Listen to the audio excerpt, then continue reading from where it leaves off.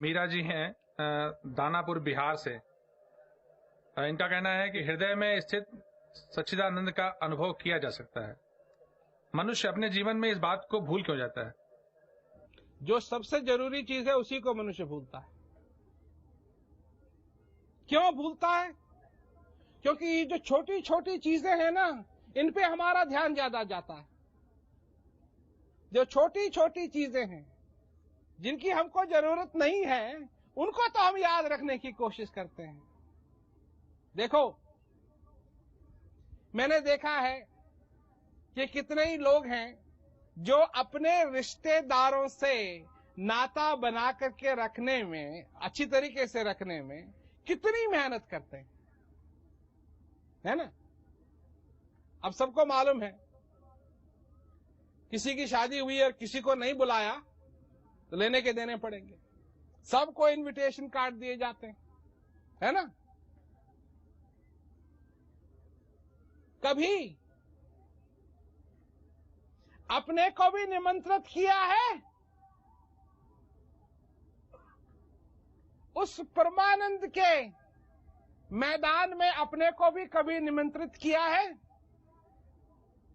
सबसे रिश्ते बनाने में तो बढ़िया तरीके से काम कर लेते हो, पर अपने रिश्तों के बारे में क्या सोचा है तुमने? क्या रिश्ता है तुम्हारा अपने से? अपने से क्या रिश्ता है? हर एक श्वास से क्या रिश्ता है?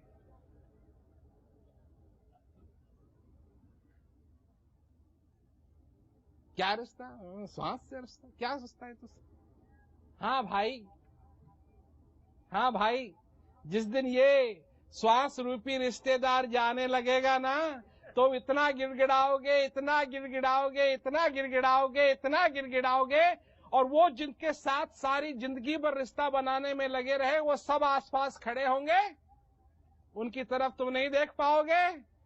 इतना गिड़गिड़ाओगे, इतनी कोशिश करोगे कि एक और, एक और, एक और, एक और।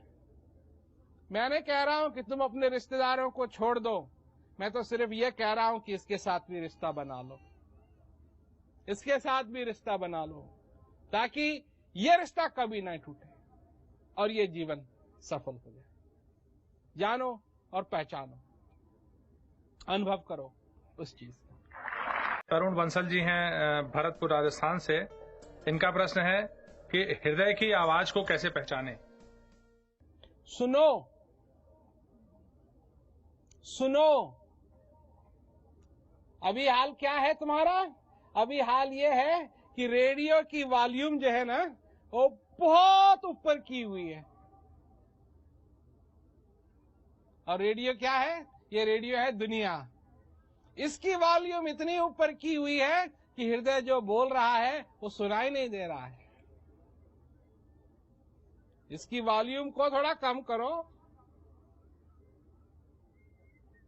अंदर से एक आवाज तुमको भी सुनाई देगी, जो असली हृदय की आवाज है। मन की आवाज को तो सुनते हो हर दिन, मन तो क्या, मन की आवाज का तो अच्छी तरीके से जानते भी हो। वहां भी जाना है, ये भी करना है, वो भी करना है, उठो, ये जो जो सो नहीं ज्यादा, ये हो गया, ये हो गया। मन ही कहता है, मन ही कहता है उठ। और जब उठने लगते हो तो मन ही कहता है नहीं तो बहुत सुबेरे है, और थोड़ी देर सो जाओ। और जब सोने लगते हो तो मन ही कहता है उठ, और फिर मन ही कहता है नहीं थोड़ी देर और सो जा। मन ही कहता है बहुत समय हो गया है, मन ही कहता है घड़ी देख। ये नहीं मालूम कि अगर घड़ी देख के आंख खोलनी पड़ेगी तो जग जाओगे। तो मन ही घड़ी दिखाता है और कहता है नहीं अभी तो बहुत सवेरे, अब जाके सो। यह है मन की आवाज। और हृदय की आवाज ऐसी नहीं है। हृदय की आवाज है एक, और हृदय की आवाज है कि तू अपने जीवन को सफल कर, बस। हृदय की आवाज ये नहीं है उस पेड़ पे चढ़।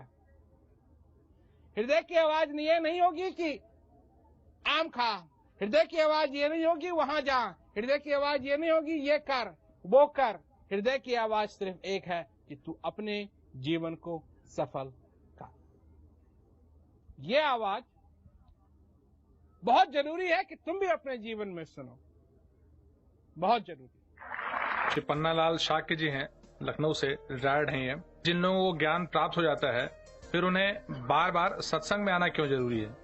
क्योंकि एक विद्यार्थी किसी क्लास को पास करने के बाद बार बार उसी क्लास में तो नहीं बैठता। हाँ, ये तो बात सही है। तो इसलिए आप अपने घर में किचन काय के लिए रखते हैं? आजकल तो बने बनाए खाने मिल जाता है ना बाहर से। एक बार खाना खा लीजिए, आपको दोबारा खाने की क्या जरूरत है? एक ही बार तो खाना है ना, 2 बार तो खाना नहीं है। क्यों जी? या हर रोज खाने की जरूरत पड़ती है? ये लोगों की गलत फहमी है कि शांति सिर्फ एक ही बार हमको महसूस करने के लिए हो जाए, बस इतना ही बहुत है। नहीं, शांति हमको हर दिन महसूस करनी है, हर दिन, हर पल। क्योंकि मैंने अभी पहले कहा ना कि अगर आप दुख से बचना चाहते हैं तो सुख के पास चले जाइए, अपने आप बच जाएंगे। और ऐसे कोई उपाय नहीं किया जा सकता कि दुख रुक जाए। सुख ही एक ऐसी चीज है जहां दुख नहीं आता है। तो हर पल मनुष्य शांति का अनुभव करना चाहता है और शांति का अनुभव संभव है हर पल। सत्संग क्यों सुनते हैं?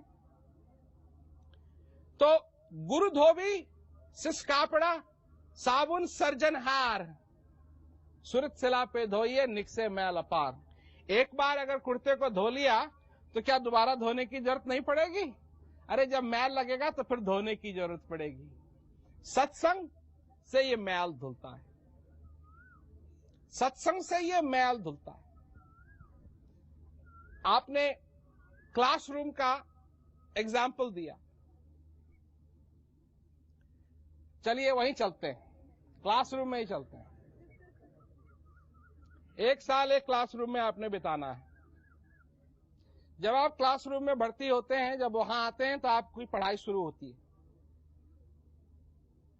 पढ़ाई शुरू होती है, पढ़ते हैं पढ़ते हैं पढ़ते हैं पढ़ते हैं पढ़ते हैं पढ़ते हैं पढ़ते हैं, और उसके बाद अंत में इम्तिहान का समय आता है। अब कई जगह तो कानून बदल दिया, 3 इम्तिहान देते हैं साल में, पर एक जमाना था कि एक ही इम्तिहान दिया जाता था। जब इम्तिहान का समय आता है तो आप क्या करते हैं? क्या करते हैं? पार्टियों में जाते हैं, पढ़ते हैं। क्या पढ़ते हैं? उसको पढ़ते हैं जो अभी पढ़ा नहीं।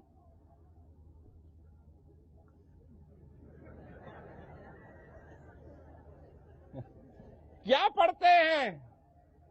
उसी को पढ़ते हैं जो पढ़ लिया है। क्यों? कि उसकी याद आनी चाहिए, कहीं प्रेशर आ गया उस सब्जेक्ट पे तो गड़बड़ हो जाएगी। पढ़ते हैं पढ़ते हैं। तो हम क्यों पढ़ते हैं? जब पढ़ ही लिया है तो फिर क्यों पढ़ते हैं? इसलिए पढ़ते हैं क्योंकि याद होनी चाहिए। ये सत्संग भी यही चीज है कि फिर याद दिलाता है, फिर याद दिलाता है, फिर याद दिलाता है, फिर याद दिलाता है कि इस जीवन में क्या चीज जरूरी है। यह भी क्लासरूम है।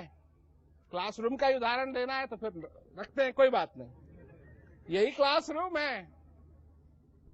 इस जीवन में एक ही क्लास है, एक, सिर्फ एक, और इम्तिहान है अंत में। इम्तिहान है अंत में।